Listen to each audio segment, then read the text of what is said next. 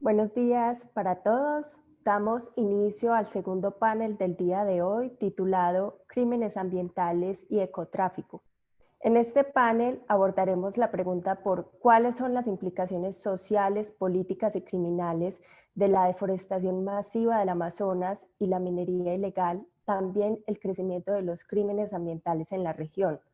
Nos acompaña como moderadora Inge Valencia, quien es profesora asociada y jefa del Departamento de Estudios Sociales de la Universidad ICESI, y como panelistas están con nosotros James Bargent, María Alejandra Vélez, Javier Revelo Rebolledo y Mauricio Cabrera. Recordamos a los participantes que al final tendremos un espacio para responder a sus preguntas, por lo que pueden participar en el chat del evento o a través de Facebook y Twitter. Del mismo modo, para seguir en el evento en inglés, pueden activar la opción en Zoom a través del icono Global. Muchas gracias a todos por aceptar nuestra invitación y doy paso a Inge para dar inicio a la conversación. Hola, buenos días a todos y todas.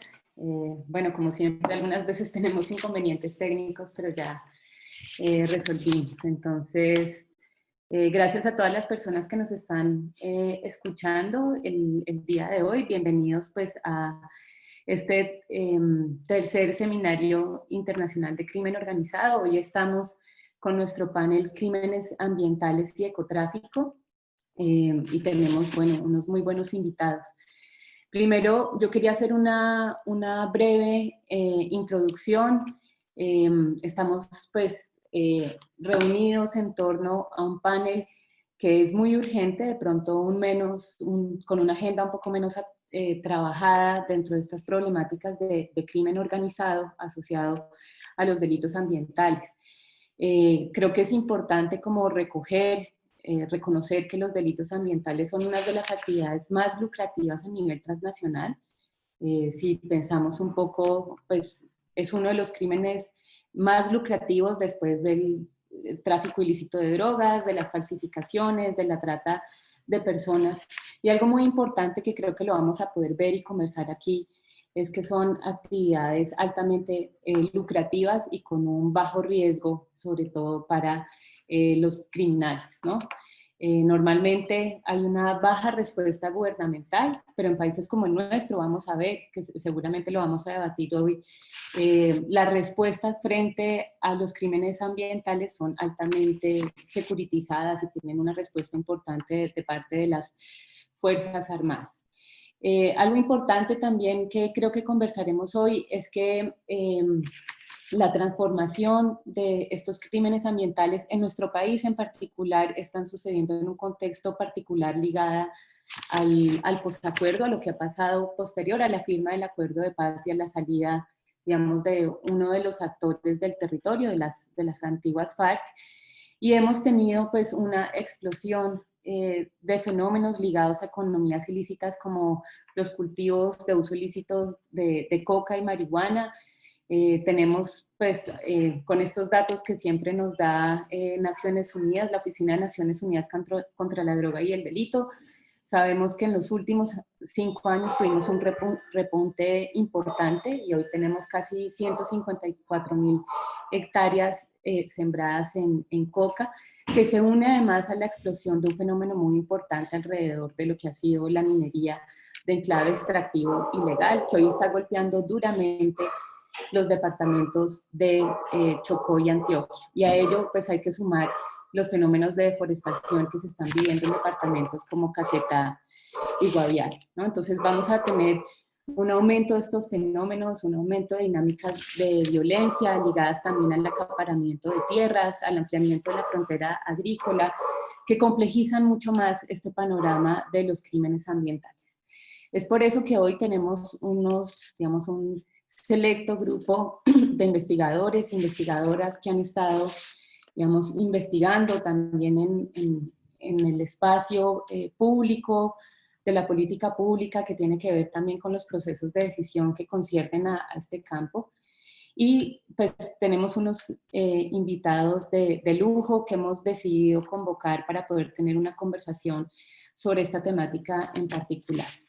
Entonces voy a hacer una pequeña presentación de nuestros panelistas y les voy a contar un poquito sobre la metodología en que estamos trabajando, para que ahí invitamos a todas las personas que nos están escuchando por nuestra transmisión interna, pero también por la transmisión que estamos haciendo por Facebook Live, para que comiencen, pues hagan sus intervenciones, sus preguntas y comentarios.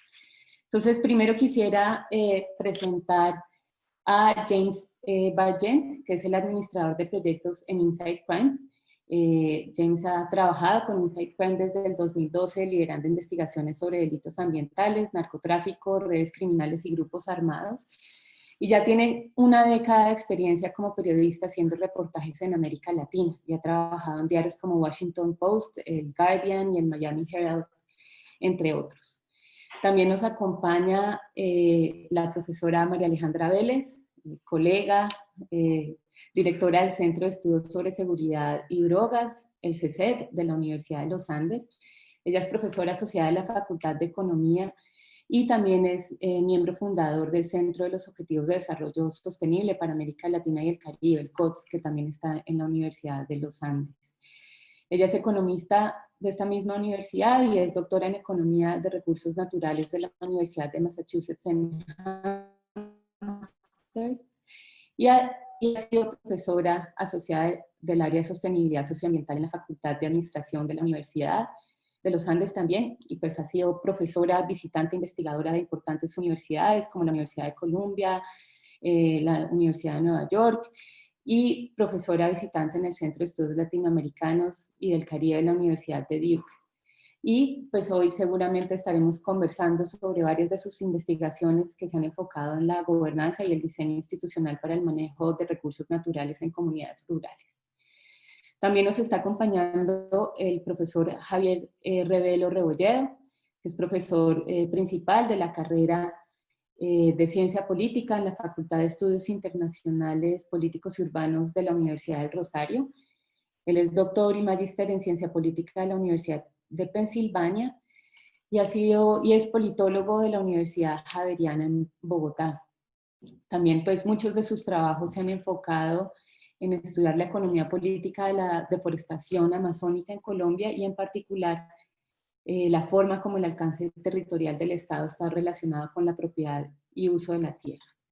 Y finalmente, pues dentro de estos invitados muy interesantes que tenemos, nos acompaña Mauricio Cabrera, quien es geólogo, es asesor del equipo de Relaciones de Gobierno y Asuntos Internacionales de WWF Colombia, fue Contralor Delegado para Medio Ambiente en la Contraloría General, asesor en temas mineroambientales en el Ministerio de Ambiente, ha también sido subdirector de Estudios Ambientales del IDEAM y pues ha trabajado un montón sobre impactos ambientales de actividades extractivas e infraestructura y fue, digamos, coautor de esta compilación del libro Minería en Colombia que sacó la Contraloría, digamos, un aporte muy importante para entender muchas de las dinámicas que complejizan el escenario de la minería en nuestro país y ha sido también, digamos, coordinador del proyecto JEF de conservación de biodiversidad en paisajes impactados por minería en el Chocó biogeográfico. Entonces, bueno, como ven, tenemos un grupo muy interesante de personas que han venido trabajando sobre economías ilegales, crímenes ambientales, digamos, con una reflexión muy importante sobre las cuestiones medioambientales en nuestro país. Entonces, yo quisiera pues hacerles una, digamos, pregunta a manera de sugerencia inicial para que ustedes hagan sus intervenciones. Cada uno tendría 5 minutos para hacerla, digamos, como para que podamos tener una primera conversación y posteriormente recogemos algunas de las preguntas que nos llegue del público, de nuestros espectadores, de las personas que están también siguiéndonos a través de Facebook Live y hacemos una segunda intervención para ustedes si quieren responder las preguntas verbalmente. También antes nos habían informado que sí van saliendo preguntas y algunos de ustedes lo quieren hacer pues vía el chat de nuestra transmisión lo pueden hacer. Entonces vamos a tener una primera intervención. Les pido por favor a nuestros panelistas y a nuestra panelista que sean juiciosos con el tema, con el tiempo. Yo les voy recordando cuando ya sea hora de terminar. Entonces yo quisiera arrancar preguntándoles un poco qué tipo de diagnóstico podemos hacer alrededor de los crímenes ambientales o cómo podríamos, digamos, caracterizar los impactos sociales, políticos, económicos en este aumento de crímenes ambientales que hemos tenido en el país y en la región en los últimos años. Entonces, si les parece, le doy la palabra, no sé quién quiera comenzar, de pronto Mauricio o James, y después pasamos, le damos la palabra a María Alejandra y cerramos con Javier.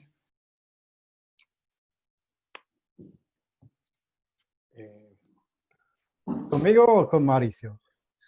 Dale, James, si quieres. Dale, James. Bueno, buenos días a todos y todas. Gracias por la oportunidad de hablar con ustedes hoy. Yo voy a hablar un poco sobre los factores que han impulsado la evolución del crimen organizado con respecto al crimen ambiental. Pues el crimen organizado, por lo general, se dedica a la provisión de bienes y servicios prohibidos, como la droga, la prostitución, o en crímenes depredadores, como la extorsión o la trata de personas. Pero el crimen ambiental es algo distinto, porque en la mayoría de los casos, no todo, pero en la mayoría de los casos, los productos finales son algo legal. No es ilegal vender oro, vender madera, criar ganado. Entonces la pregunta es cómo y por qué se involucra el crimen organizado en esas actividades. Y para entender eso, creo que primero hay que notar que en la mayoría de los casos esas actividades no empezaron con la criminalidad, sino con la informalidad. Empezaron en zonas muy aisladas, con poca presencia estatal, pocas oportunidades económicas, donde la caza, la minería de pequeña escala, la tala, incluso el uso de tierras sin regulación, son parte de la vida. Pero ¿qué pasó? Es que esas actividades volvieron grandes negocios.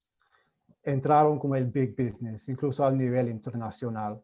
Ya un talador no está vendiendo su madera para construir un ranchito en el campo, sino para construir un complejo de apartamentos en grandes ciudades o para exportar, para hacer pisos en China. Lo vemos con la minería, por ejemplo, donde sí la minería ilegal existía antes, pero realmente el auge actual que estamos viendo por toda la región empezó después del 2008 y la crisis económica, cuando los precios de oro internacionales empezaron a subir dramáticamente. Pues esto nos deja con una situación, por un lado tenemos actividades informales y por el otro lado tenemos mercados millonarios, incluso internacionales.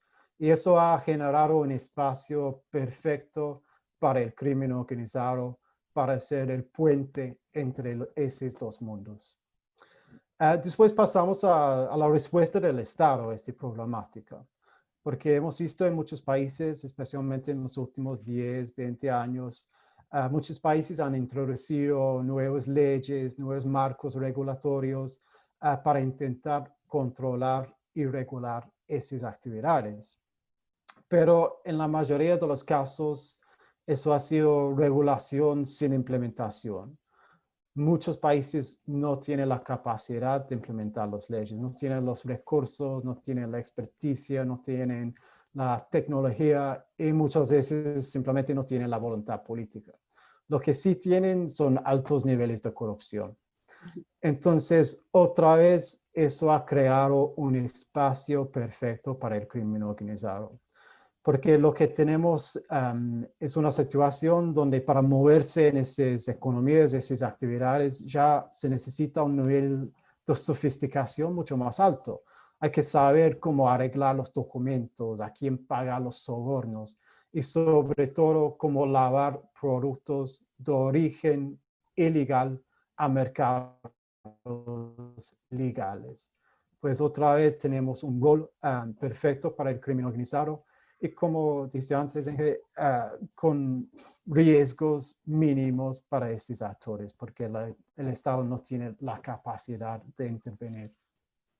Entonces, ¿qué son las implicaciones de esta situación? Que hoy en día estamos viendo por toda la región un aumento en el crimen ambiental, generando deforestación, degradación de ecosistemas, pérdida de biodiversidad. Y dentro de todo eso tenemos, por un lado, poblaciones vulnerables que son cada vez más dependientes en el crimen organizado para su sustento. Por el otro lado, tenemos poderes económicos y por su extensión políticos que están beneficiando cada vez más de actividades criminales. Y en la mitad de todo eso tenemos los redes criminales que están volviendo cada vez más sofisticados, más fuertes y con más capacidad de generar daño ambiental. Listo, muchas gracias, James. Mauricio, quisiera entonces ahora darte la palabra a vos. Bien, Inge, muchas gracias a ti y a la universidad por invitarnos al panel.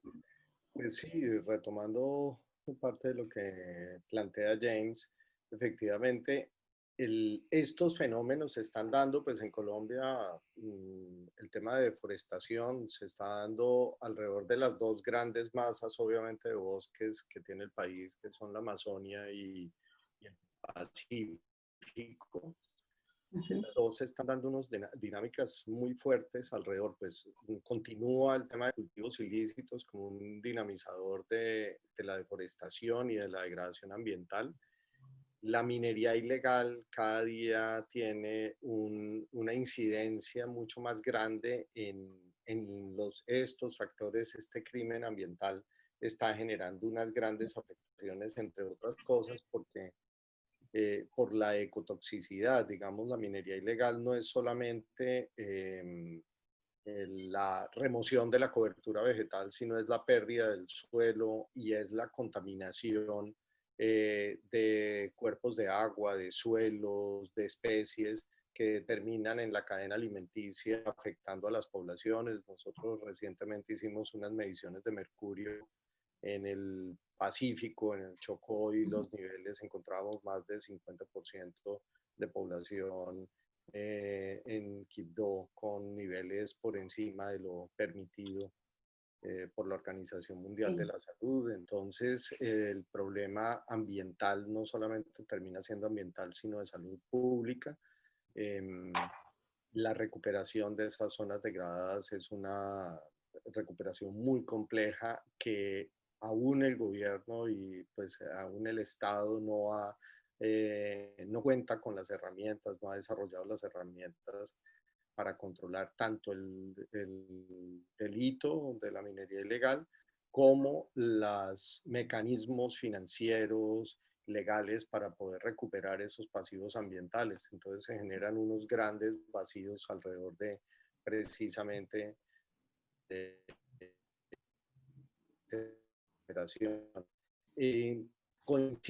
Entonces están temas asociados a cultivos ilícitos, minería ilegal, está el tráfico de madera, está la apropiación y acaparamiento de tierras que sucede en algunos de esos territorios también como un dinamizador de la degradación ambiental, y tráfico de madera y tráfico de especies principalmente pues han sido dinamizadores. Algunos de estos, pues, los que tienen más recursos, sobre todo cultivos ilícitos, minería y apropiación de tierras, pues hay todos unos grupos de ilegalidad que controlan el territorio. Digamos, podemos estar hablando o antiguas estructuras de las FARC o estructuras del ELN. También se tienen los urabeños en algunas zonas y otros grupos de un poco menor jerarquía, aun cuando algunos están asociados a grupos organizados de drogas de México, y algunos grupos pequeños que todavía se están disputando algunos territorios. Evidentemente un factor es que controlan el territorio, son territorios apartados en donde el ejercicio del control territorial no está en manos del Estado. Son territorios aún en conflicto, que una vez se retiraron, con la firma del proceso de paz, se retiraron de algunas regiones que controlaban las FARC, fueron retomadas por otras. Y en esas zonas ellos hacen un control territorial, ejercen la justicia y evidentemente la tributación. Entonces, o están involucrados directamente en algunos de esos negocios, de esos crímenes ambientales de los que mencionaba, o cobran un dinero por permitir ese tipo de actividades en esos territorios que están bajo su dominio militar. Entonces, ya sea a través del ingreso de maquinaria para hacer minería ilegal o porcentaje de la producción que tienen esas grandes operaciones. Nosotros en una visita que hicimos hace un par de años a Quito, encontrábamos en una sola operación minera, encontrábamos 10 dragas y 10 retroexcavadoras, dragones, como les dicen la población chocuana, y 10 dragas y 10 retroexcavadoras, estamos hablando de operaciones de alrededor de entre 4 y 5 millones de dólares. Entonces son estructuras fuertes y hay algunos que les cobran por el tiempo, por permitir desarrollar la actividad en ese territorio. Entonces genera una degradación ambiental muy grande. Ok. Dale, Mauricio, muchas gracias. Pues ya comenzamos a lanzar algunas ideas y ya nos han comenzado a llegar algunas preguntas. Justamente había una persona que nos estaba preguntando sobre deforestación y creo que nos da, digamos, una introducción interesante para darle paso a las intervenciones de María Alejandra y de Javier, porque ellos se han especializado en regiones y en los casos que estamos trabajando. En particular, María Alejandra ha venido trabajando esta relación entre coca y oro, en especial para el Pacífico, y como lo vimos en la presentación, Javier se ha enfocado mucho más en la Amazonía y en las dinámicas de deforestación. Entonces yo quisiera, digamos, que retomáramos esta pregunta de los impactos, pero también quisiera como que pensáramos esta idea de la amenaza, ¿no? Entonces, para ustedes, ¿cuál sería la mayor amenaza? O sea, en términos de los impactos sociales, económicos, ambientales, en términos también del impacto para la seguridad de las regiones. Quisiera que pensáramos en términos de la amenaza y cuál consideran ustedes que es esta mayor, digamos, problemática que se está viendo en la región que cada uno ha venido trabajando.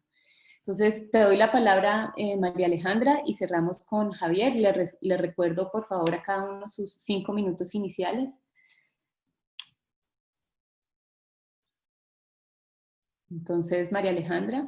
Ay, perdón, Inge, te perdí por un segundo. Tengo pésima conexión hoy, disculpas. Voy a prender la cámara un segundo para que me vean, pero la voy a apagar. Y más bien voy a aprovechar el internet que tengo para compartirles una presentación brevemente, porque creo que las gráficas y los mapas son muy importantes.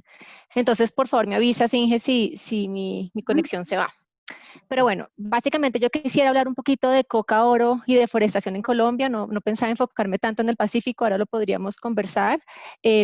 Pero sí quisiera hablar de cómo la discusión sobre los impactos de las economías ilegales se ha centrado en su mayoría en el desarrollo de actividades mineras, formales o criminales, y en la siembra de cultivos ilícitos. Por supuesto, ambas actividades, como ya lo han dicho, pues tienen efectos en la deforestación, directos e indirectos, pero creo que también es clave discutir las interacciones que esas dos economías tienen con otras economías, incluso legales, y que se traslapan en el territorio. Entonces, pues brevemente no me voy a detener ahí, pero sobre la coca se ha dicho mucho sobre su impacto en la deforestación directa del país. Yo creo que ahí, como lo muestran los estudios y la revisión de literatura que hemos hecho nosotros, hay una heterogeneidad regional muy importante.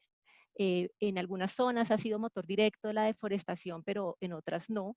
En otras, de hecho, es más importante como un determinante indirecto de la deforestación, porque de alguna manera permite la llegada de otras actividades, permite la llegada de vías, y eso genera, digamos, un ciclo de deforestación y que empuja la frontera agrícola.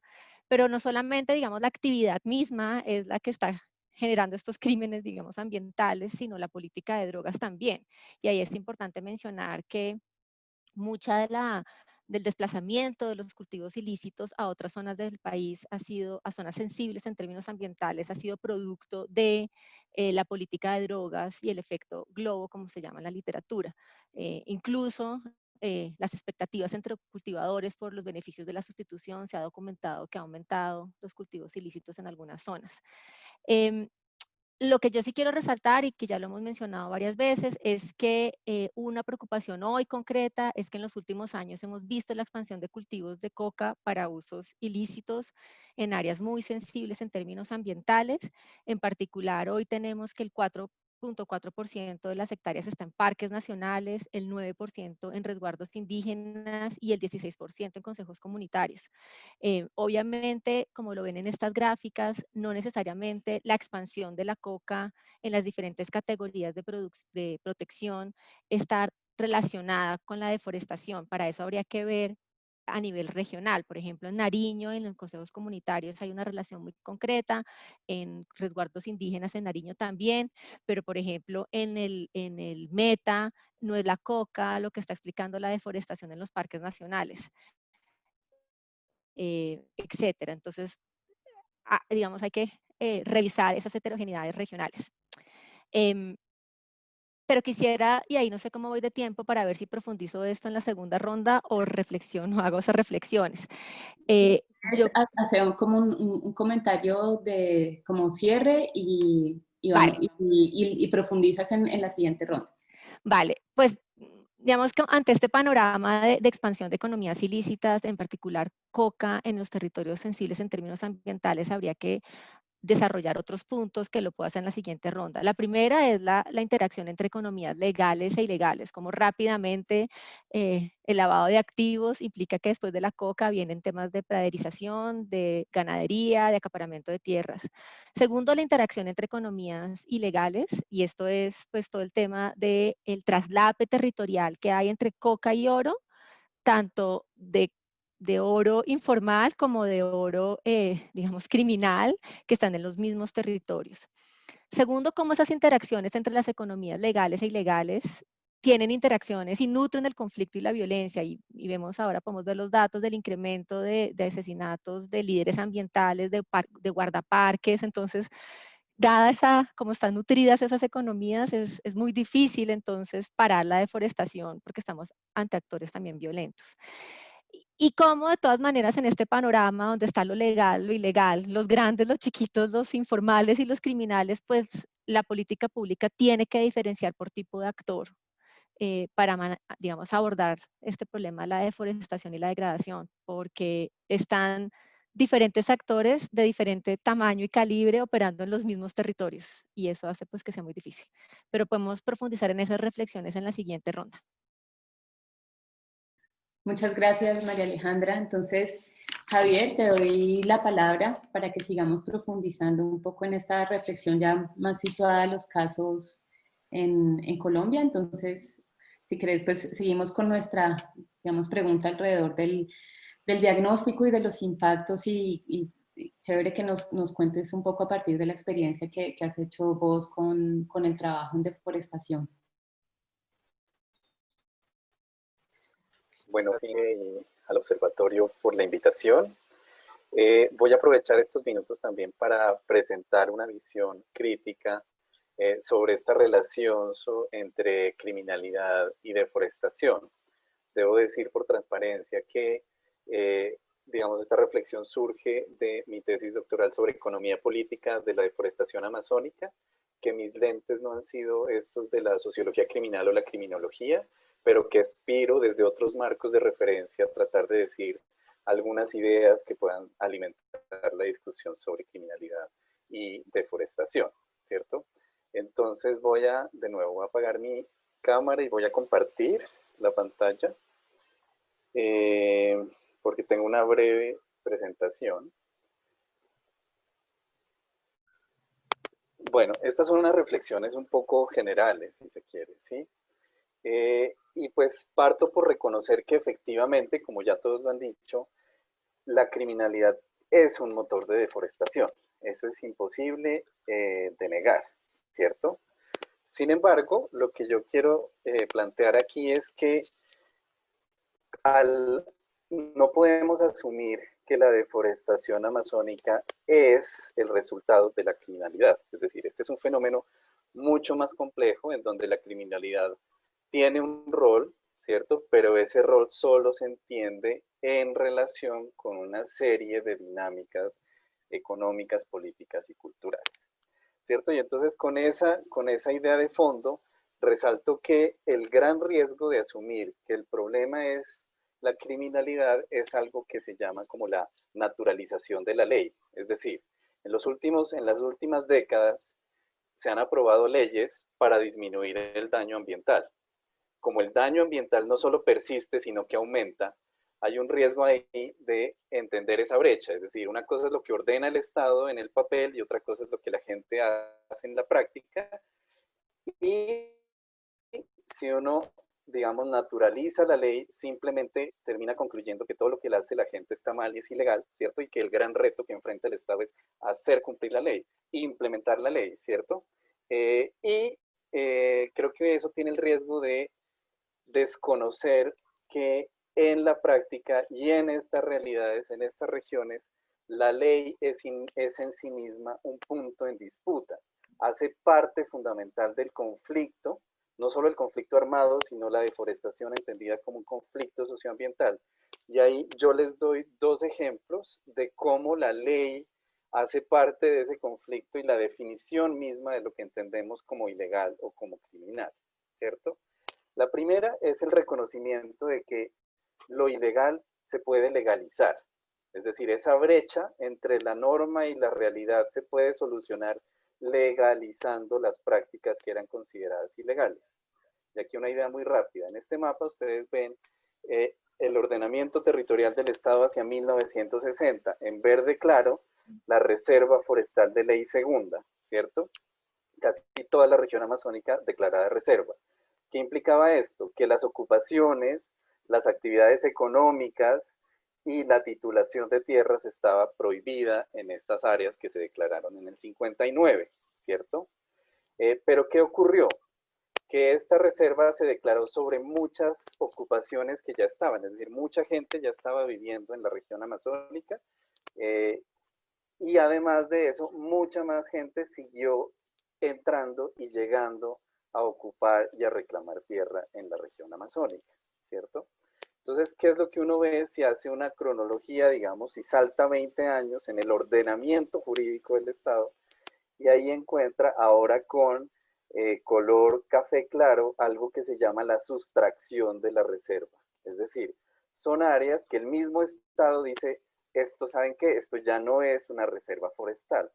Entonces, aquí en estas partes que ya no son la reserva forestal, es posible adelantar actividades económicas, ocupación y reclamar la titulación de tierras, ¿cierto? Entonces, esto para un ejemplo de decir, como que muchas veces las prácticas ilegales se legalizan y la gente lo sabe y por eso la demanda, cuando uno habla y hace entrevistas en la región, hay una demanda importantísima que es sustracción de la ley segunda, sustracción de la reserva forestal para facilitar la titulación de tierras, ¿cierto? La historia es muchísimo más compleja, pero por tiempo no la puedo desarrollar. Después de esto vienen, digamos, como toda una complejidad en el desarrollo del ordenamiento territorial con el reconocimiento de parques y resguardos. Pero no lo puedo desarrollar porque hay un punto que creo que me parece más interesante. Y el otro, cuando uno desnaturaliza la ley, entiende, creo que otro flujo muy importante, que es que actividades que antes se consideran legales, prácticas que eran consideradas legales por el Estado, se vuelven rápidamente ilegales y crímenes, ¿cierto? Entonces, en este mapa muestra varias cositas que este mapa lo hizo la Fundación de Conservación y Desarrollo Sostenible. Primero muestra un parque central ahora, que es el Parque Natural Serranía de Chiribiquete, cuya importancia ecológica ambiental está fuera de discusión, ¿cierto? Pero vemos que en el 2018 se hizo una ampliación, y la ampliación se hizo hacia la izquierda, ¿cierto? La ampliación se hizo a la izquierda. El mapa también nos muestra la deforestación o las coberturas, mejor, ¿cierto?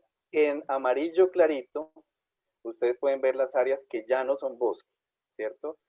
En rojo, esos punticos rojos muestran el área que se transformó, es decir, que se deforestó en los últimos 2 años, ¿cierto? Ustedes pueden ver en dónde se perdió mucho bosque. Y la conclusión aquí que uno puede ver es que la ampliación que se hizo del parque en el 2018 se hizo para encontrar la frontera agrícola que se estaba expandiendo. Es decir, para ponerse al lado y para tratar de frenar eso. Entonces, bien, si una persona... Te pediría, porfa, que vaya cerrando. Sí, y dame 20 segundos. Ahora en la segunda ronda podés profundizar un poco. Seguro. Entonces, si una persona llega a hacer una ocupación o a hacer una extracción económica en esta zona de reciente ampliación, pues eso es ilegal. Es un crimen, de hecho, es un delito, porque hay un delito que se llama la invasión de áreas de especial importancia ecológica. Y entonces con eso el Estado está dinamizando. Pero entonces mi pregunta es, ¿estamos ante el aumento desmedido de crímenes ambientales en la Amazonía porque las prácticas sociales cambiaron y aumentaron de forma desmedida? ¿O porque la ley declara algo como ilegal que antes no lo era? Esa era entonces como la invitación, como una reflexión más bien. Gracias.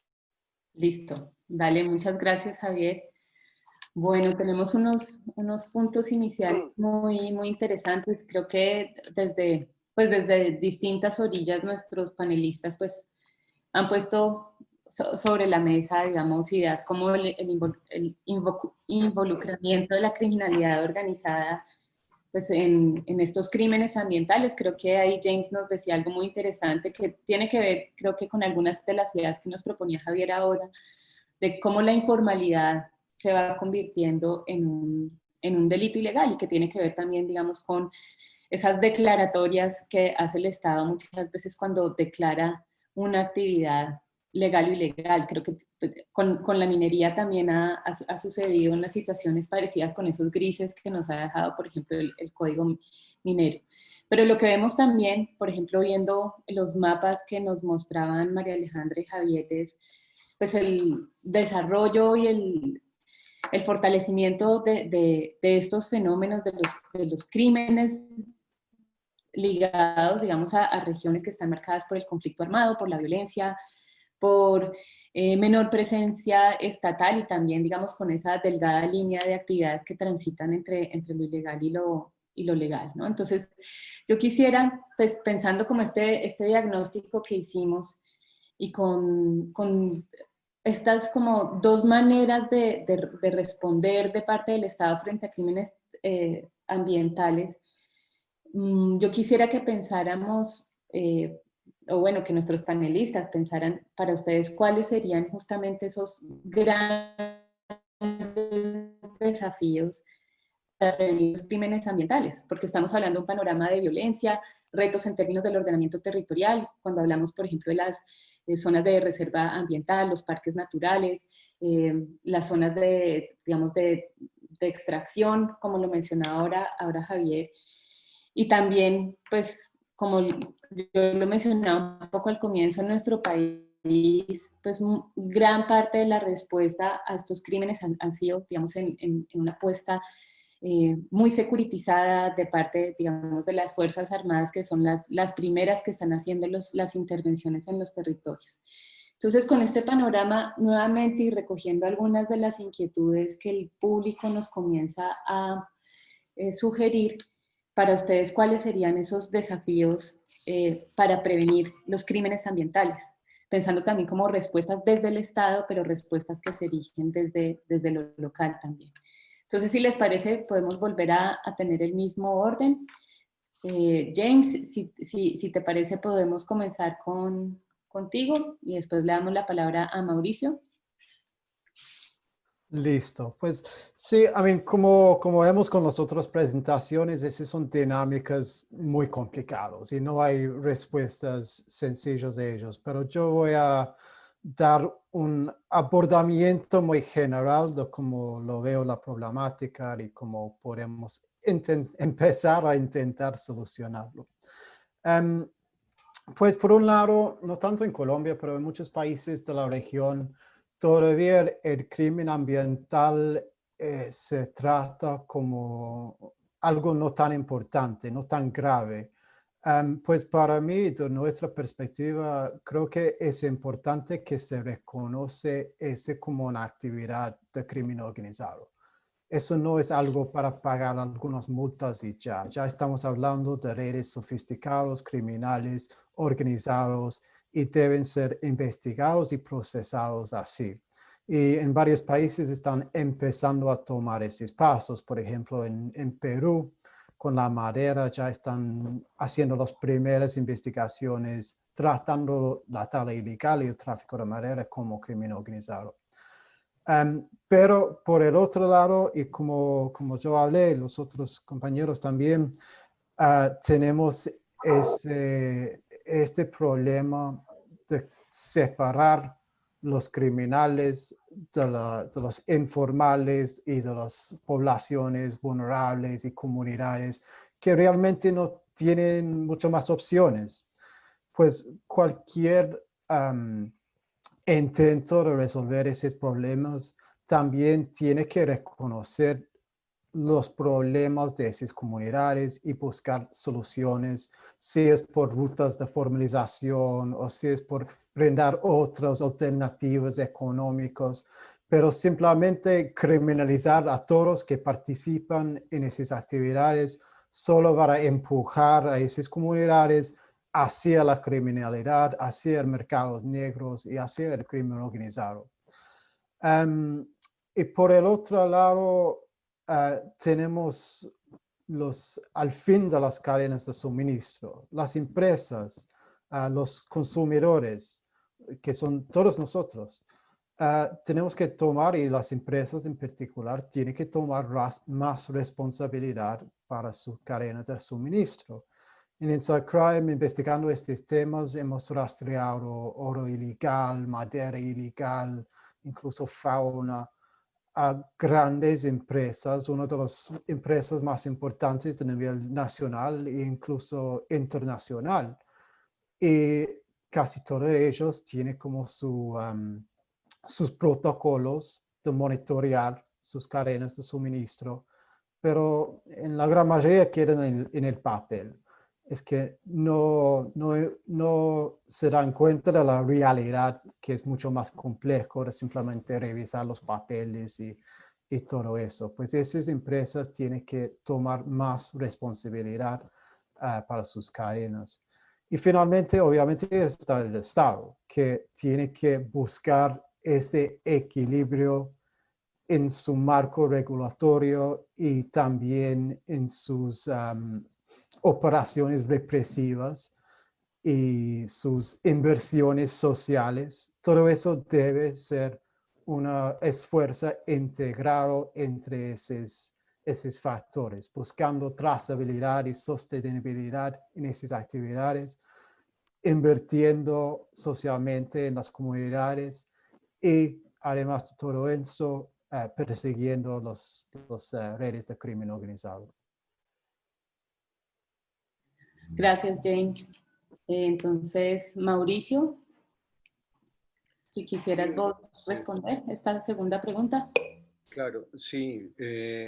Pues adicional a los aspectos planteados por James, digamos, yo creo que un factor determinante es estos que son de los territorios más apartados del país, que han estado muy metidos en el conflicto desde hace muchos años, requieren unos planes de desarrollo adecuados a los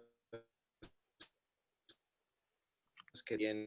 Son, como se ha mencionado, poblaciones vulnerables que tienen unos de los indicadores socioeconómicos más bajos del país. Entonces, cambiar esa situación requiere una mirada estratégica de la Amazonia colombiana y del Pacífico colombiano.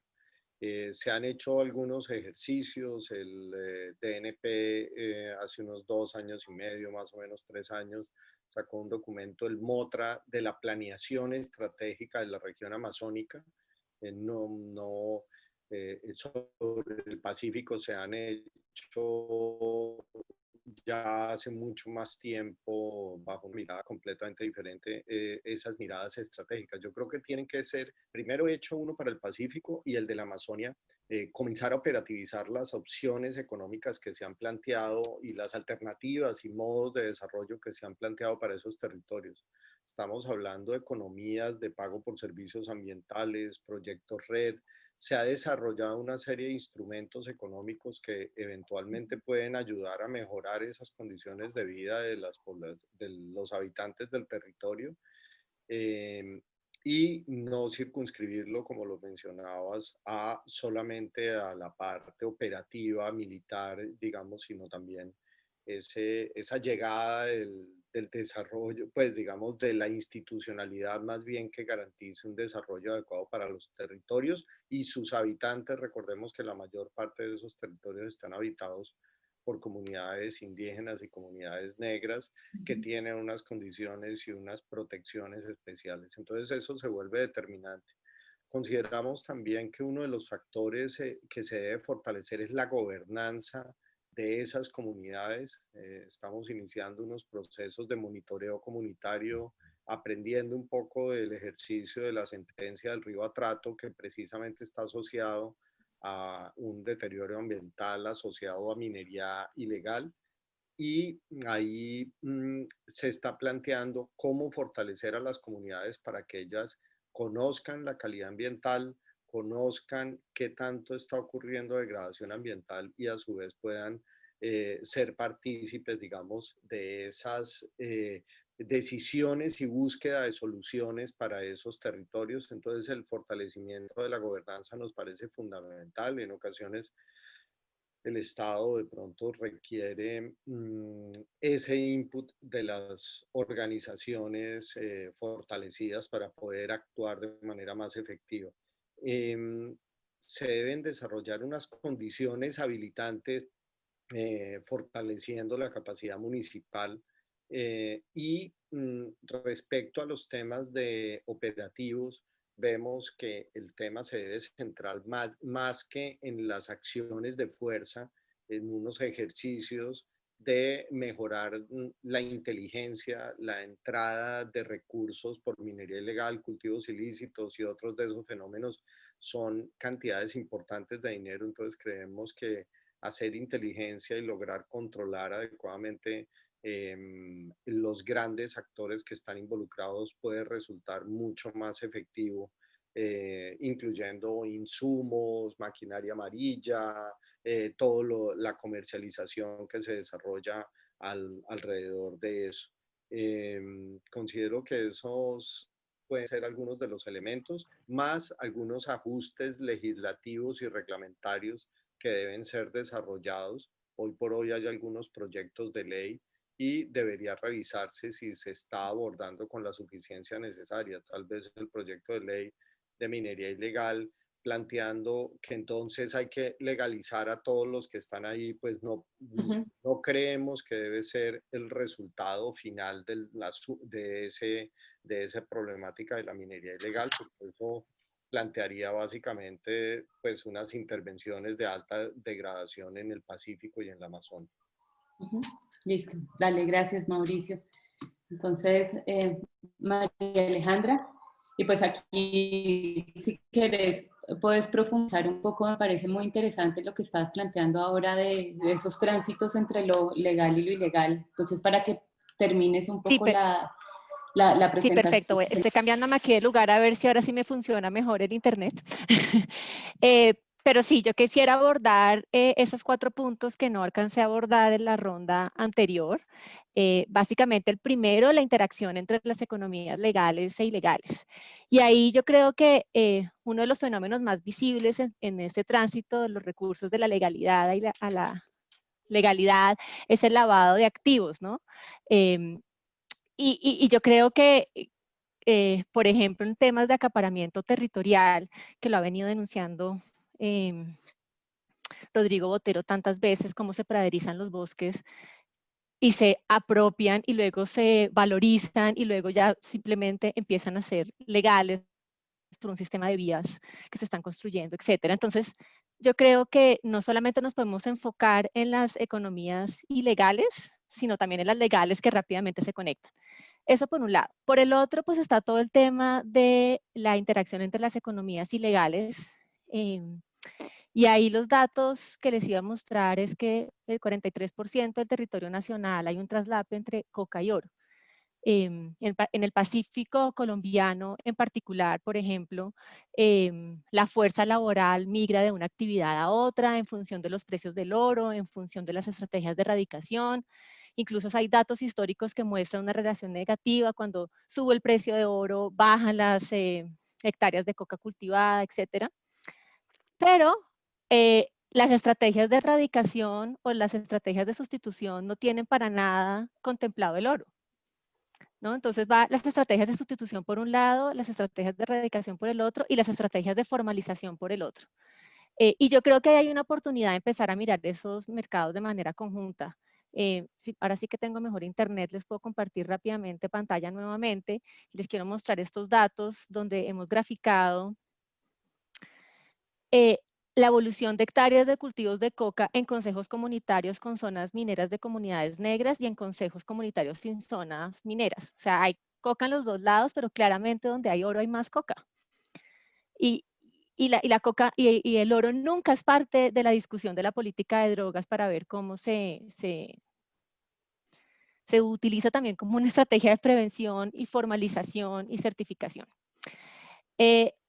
El otro tema es, obviamente, pues estas economías ilícitas de coca y oro, pues son utilizadas por grupos criminales como un mecanismo de apropiación de rentas a través de los cobros de impuestos, etc. Y por supuesto se están disputando el control territorial estos grupos, y ahí en esas últimas entrevistas que nos compartió Ariel Ávila, uno veía que son como, ya perdí la cuenta de cuántos grupos hay en los mismos territorios. Eso ha implicado que hay un aumento de asesinato de líderes sociales, que en muchos casos son ambientales, se han asesinado guardaparques en los últimos años. Entonces, pues el tema ambiental no es solamente un tema de la política ambiental, porque se cruza con otros contextos. Entonces, pues, como decía al final, y lo quisiera de la intervención anterior, lo quiero repetir ahora, pues yo creo que la diferenciación por tipo de actor para abordar de manera sistémica el problema de deforestación es muy importante. Y por supuesto, acá hay que tener en cuenta que no todos los que desarrollan las actividades de deforestación son actores criminales, también está la informalidad y en muchos casos comunidades vulnerables. Así que yo sí creo que necesitamos, que obviamente no es fácil, pero diferenciar como una estrategia en clave de seguridad para actores criminales, incluidos quienes están en el sector formal, y en clave de desarrollo rural para comunidades vulnerables. Y esto aplica para la coca, el oro, la tala ilegal, etc. Entonces, tenemos que empezar a diferenciar por tipo de actor para no solamente atacar y desmantelar las estructuras criminales, sino también proteger a las comunidades vulnerables, a los líderes comunitarios, a los líderes étnicos que están luchando en contra de la deforestación, pero están en peligro en el medio de todo este traslape. Y ahí pues hay muchos elementos de cómo hay comunidades que de hecho están resistiendo a esta expansión de economías ilícitas y cómo necesitamos ahí sí que invertir en esa gobernanza comunitaria que además implica una protección colectiva y no individual. Sí. Dale, María Alejandra, muchas gracias. Entonces, sobre esto ahora si quieres profundizamos de gobernanza comunitaria, porque también lo mencionó Mauricio, pero le doy la palabra a Javier, porque justamente quedamos con esta discusión pendiente desde lo legal y lo ilegal, que creo que es muy interesante para entender también pues, las dinámicas de estas regiones fronterizas donde hemos estado pues, hablando, son donde se están perpetuando estos crímenes ambientales, pero claramente tiene una profunda relación como con nuestra configuración estatal y también pues, la historia relacionada a los impactos del conflicto armado.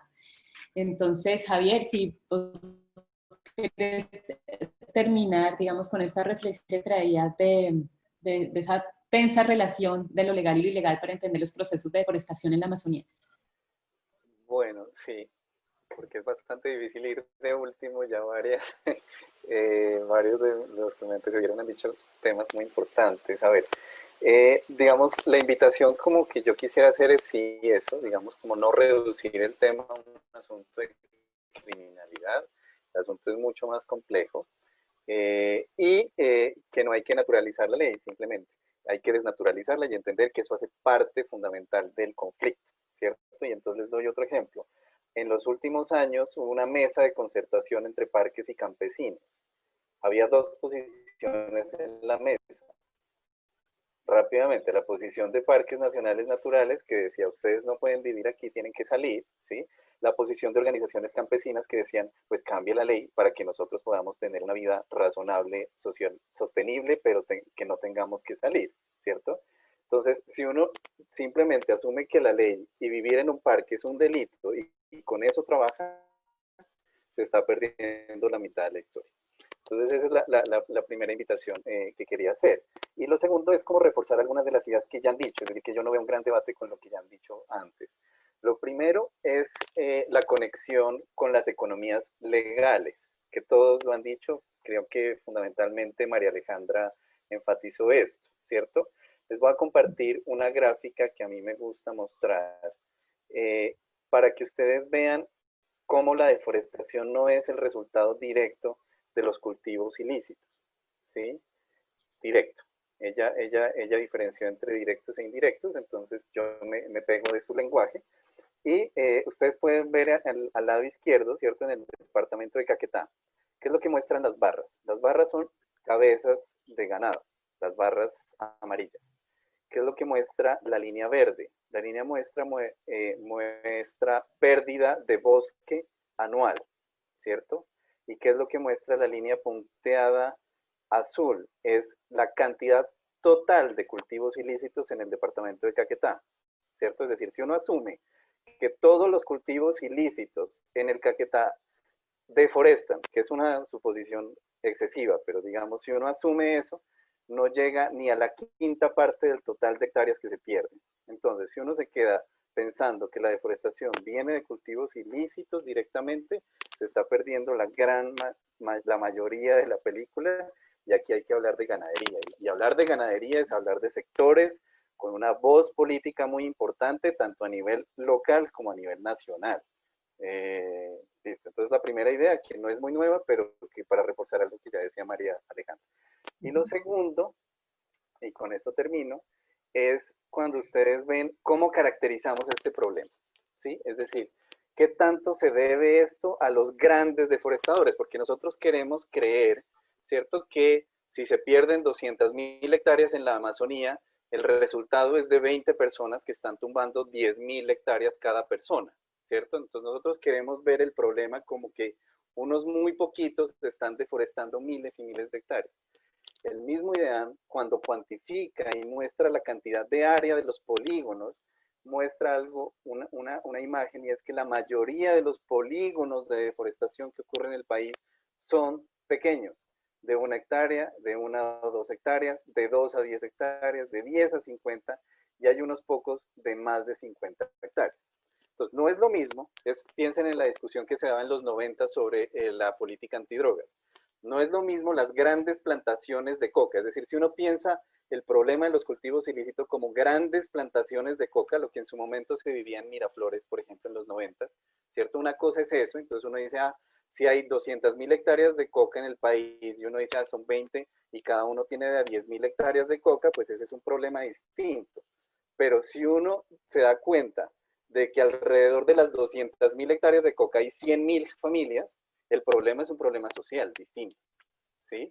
Yo creo que algo así pasa con la deforestación, es decir, no es que 10 personas deforesten 20.000 hectáreas cada uno, ¿cierto? Sino que hay miles de personas, cada una deforestando, y ahí hay digamos, un degradado donde hay unos pequeños y hay unos grandes, de acuerdo con lo que estaban diciendo ya varios, y por eso la estrategia del Estado tiene que diferenciar claramente Porque si no, porque si esto se va con la lógica de criminalidad, de criminalizar la deforestación, digamos, este es el surgimiento de nuevos ciclos de violencia en una región como la región amazónica. Es decir, piensen en la reacción que se vivió al operativo militar que se hizo en la cordillera de los Picachos, o la reacción social.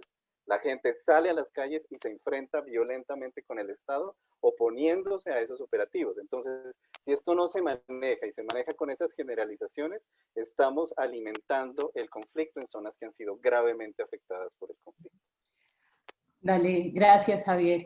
Pues aquí yo quisiera lanzarles otra pregunta y recogiendo, pues voy a tratar de recoger varias de las preguntas que nos hace el público en estos 15 minutos que nos quedan y también cambiar un poco el orden de las intervenciones. Pues creo que claramente con los casos vemos una distinción de actores, ¿no?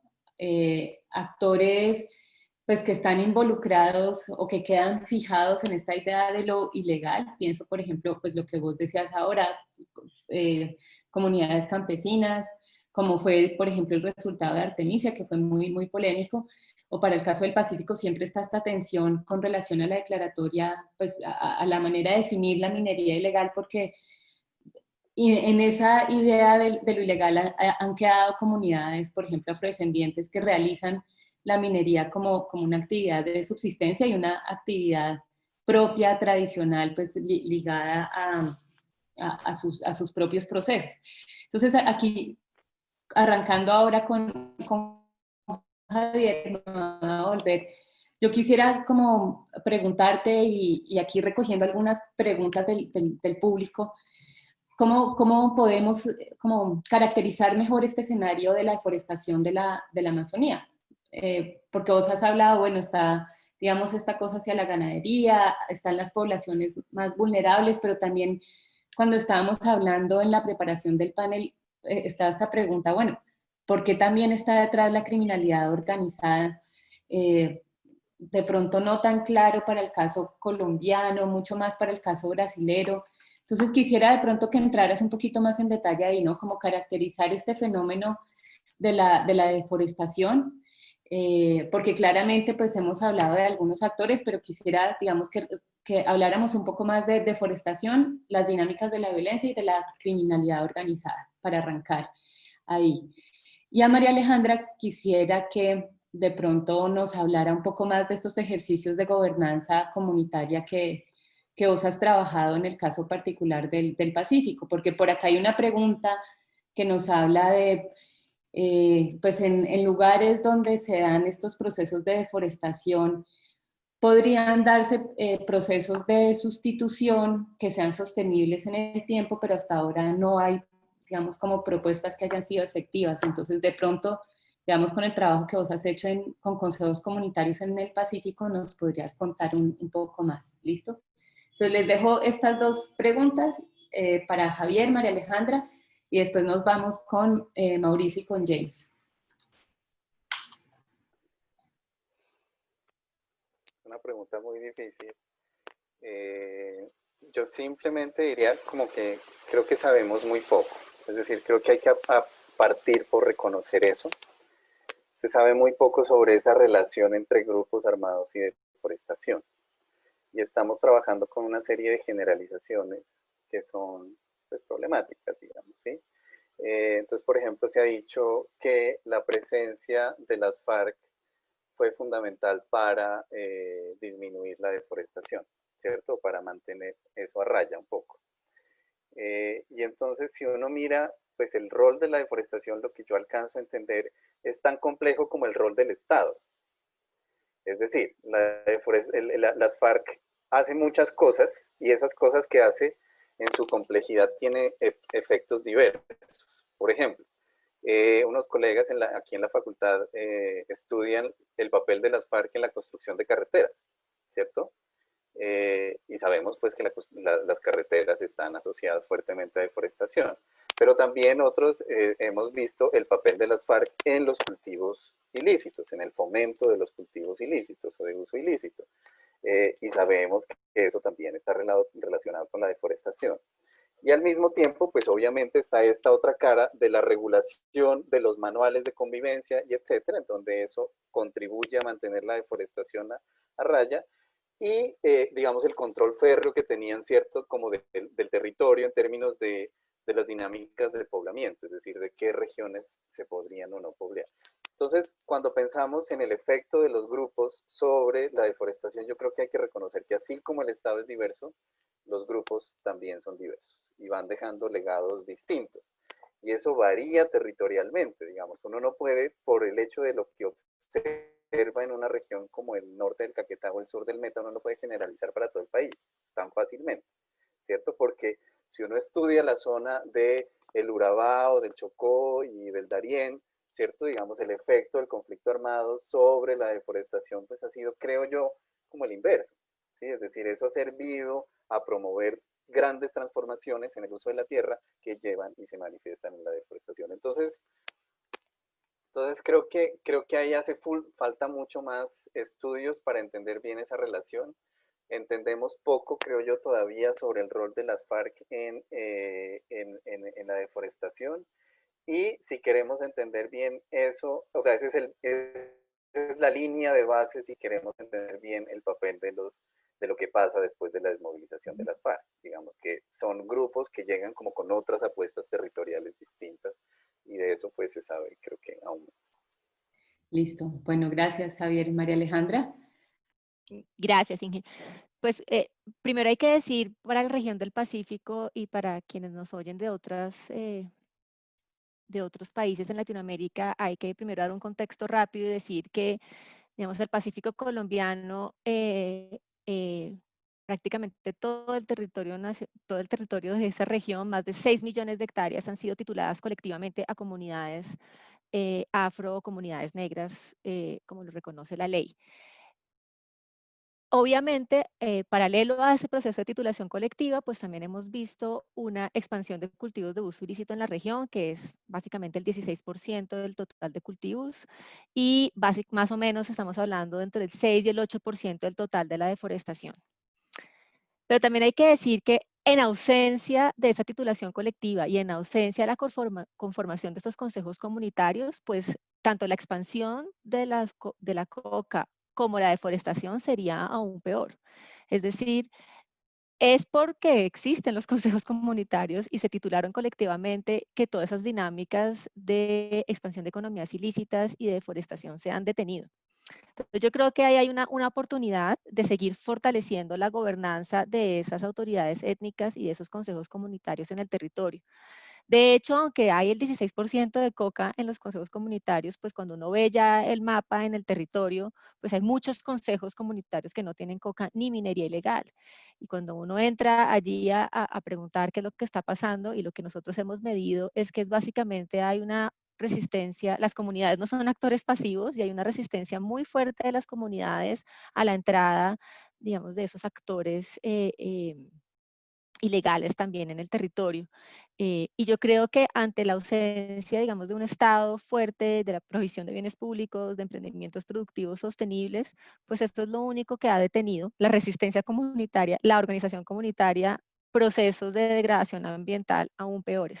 Entonces yo creo que sí hay una oportunidad acá de seguir fortaleciendo esos procesos comunitarios de autogestión del territorio, para lograr encontrar economías más sostenibles. Y dentro de esas economías más sostenibles, yo sí creo que, dado que muchas comunidades, de hecho, tradicionalmente eran mineras, hay que apostarle a la formalización minera y obviamente, a pequeña escala, para que esas comunidades mineras puedan acceder a cadenas de valor que, digamos, garanticen una compra estable bajo prácticas ambientales y sociales del oro. De lo contrario, difícilmente otro producto va a llegar a reemplazar la coca, que cumple con unas condiciones de mercado garantizado que otros productos no lo van a garantizar. Entonces, yo creo que el llamado a pensar el oro y formalizarlo, además para sacarlo de la lógica de la ilegalidad que genera como todo este ciclo que hemos hablado. Ok, dale, gracias, María Alejandra. Pues ya estamos en nuestra línea final, entonces yo le lanzaría a Mauricio y a James una pregunta final, pues ya como en modo conclusión, como pues algunas recomendaciones finales para enfrentar pues, los fenómenos ligados a crímenes ambientales, ¿no? Porque estamos viendo claramente pues un panorama muy complejo que, como lo dijo creo que ahorita María Alejandra, pues son ambientales, pero no se limitan a lo ambiental, ¿no? Tienen que ver con cuestiones económicas, con cuestiones políticas, con las disputas territoriales, por ejemplo, que hacen actores armados ligadas a la historia del conflicto armado, por lo menos en Colombia. Pero vemos que también pues, es una problemática que progresivamente va avanzando. Está en Brasil, por ejemplo, aquí tenemos una intervención de Brasil que nos pregunta un poco sobre los impactos del narcotráfico en la agricultura familiar, o también teníamos una pregunta desde Guatemala que nos decía pues, que qué medidas se pueden tener para prevenir, digamos, la deforestación. Entonces, pues, la pregunta final que les quería lanzar es recomendaciones y también de pronto una reflexión final de volver justamente por qué por qué es tan importante esta agenda de, digamos, lograr visibilizar los impactos de la criminalidad organizada para América Latina. ¿Listo? Entonces, Mauricio, James, les doy la palabra. Bien, gracias, sí. Pues lo primero es pues tener este tipo de debates se vuelve fundamental porque realmente han estado un poco invisibilizados esa temática del daño ambiental, del crimen ambiental y como vemos ha venido moviendo unas dinámicas criminales, unas economías ilegales que terminan legalizando después ese acceso a recursos a través de o contrabando o entrada de bienes y servicios que en últimas terminan legalizando muchas de otras economías y se invisibiliza el daño ambiental. Grave, lo mencionaba hace un rato, que no exista un marco legal, por ejemplo, para manejo de pasivos ambientales que está siendo grave para el país, o preocupante, digamos, en este momento que los proyectos de ley solamente estén pensando en unos temas punitivos cuando eventualmente se requiera un poco más de trabajo en la parte de investigación, porque las cadenas, entre otras cosas, hay unos niveles también de corrupción muy alto entre las entidades. Como recomendaciones, pues definitivamente se requiere, creo que todos lo hemos mencionado de una u otra forma, y es la necesidad de fortalecer la presencia del Estado en esos territorios, no solamente como las acciones de fuerza, sino también un Estado que genere bienestar en los territorios. Para eso, pensando en las condiciones ecosistémicas del Pacífico y de la Amazonia, que estamos básicamente hablando de bosque húmedo tropical.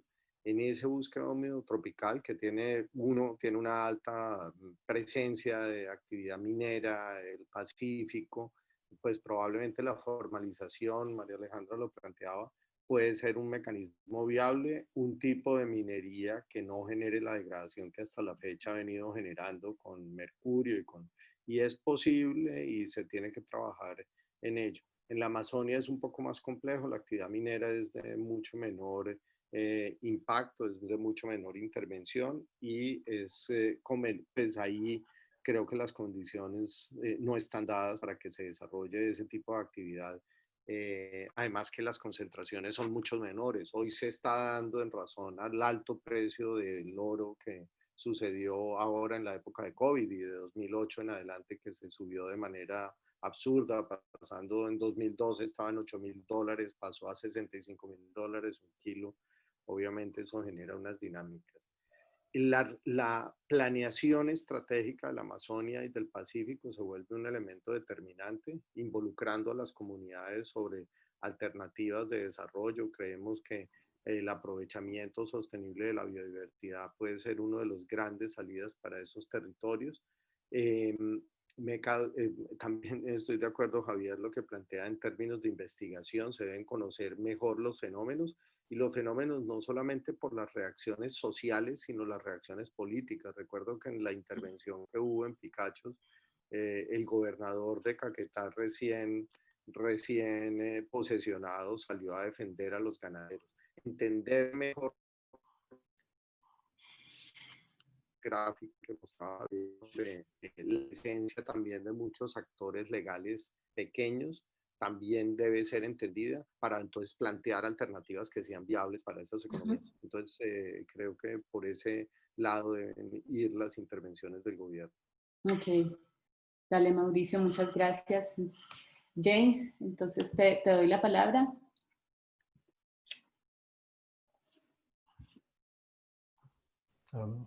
Bueno, en principio, como estaba hablando antes,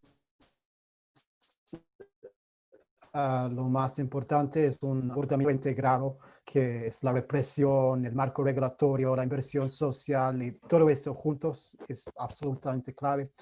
Otra cosa para mí es que muchas veces la política se desarrolla desde unas oficinas en Bogotá, por ejemplo, y realmente sin el conocimiento de la realidad en el campo y las complejidades de esas dinámicas y las situaciones de las comunidades en las áreas donde se aplican esas normas. Pues tiene que ser con investigación, con consultación con las comunidades y no simplemente de una perspectiva que es no con las raíces en las zonas donde están tomando lugar estas actividades.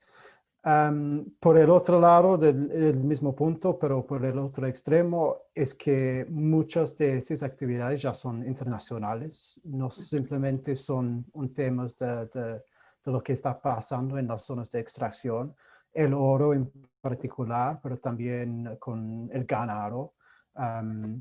También con la madera. Hay mercados muy grandes y muy fuertes internacionales y los que están al fin de estas cadenas tienen que participar en los esfuerzos para combatir estas actividades.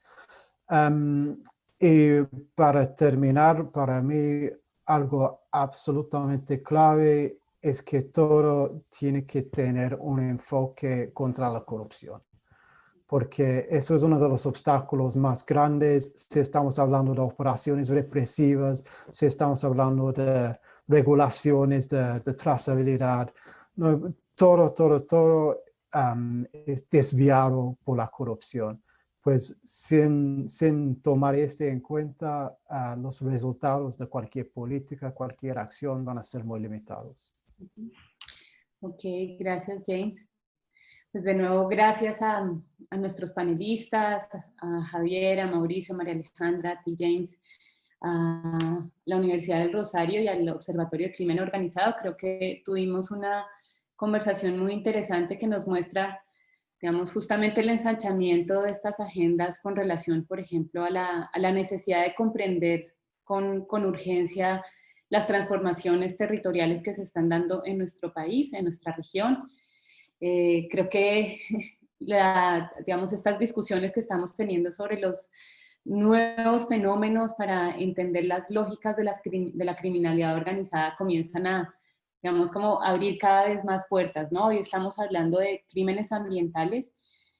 A continuación, más tarde, pues vamos a tener también una reflexión sobre lo que ha pasado en el contexto de pandemia. Entonces, esto también nos muestra la necesidad de estar entendiendo estas profundas transformaciones y claramente con, digamos, con toda esta agenda que estamos viviendo alrededor de las situaciones de cambio climático, pues las cuestiones ambientales creo que se vuelven una urgente necesidad, un asunto de primera necesidad para entender y seguir comprendiendo nuestro país. Entonces, de nuevo, gracias a nuestros panelistas, a todas las personas que nos están escuchando, a nuestros espectadores y a las personas que enviaron sus preguntas. Tratamos de responderlas. Y bueno, pues de nuevo, gracias. Y creo que Sara nos va a contar cómo sigue la programación de nuestro seminario. Claro que sí, muchas gracias Inge, también a los asistentes y a quienes nos acompañaron en este panel, muchas gracias. A las 4 de la tarde tendremos nuestro último panel sobre las afectaciones que el COVID-19 ha tenido en el crimen organizado. Los esperamos a través de este mismo link.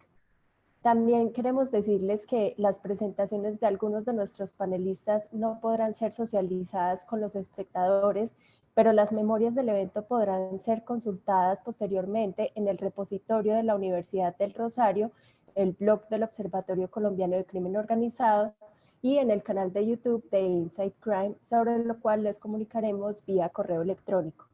Recuerden acompañarnos en redes sociales a través del hashtag Crimen Organizado Latam.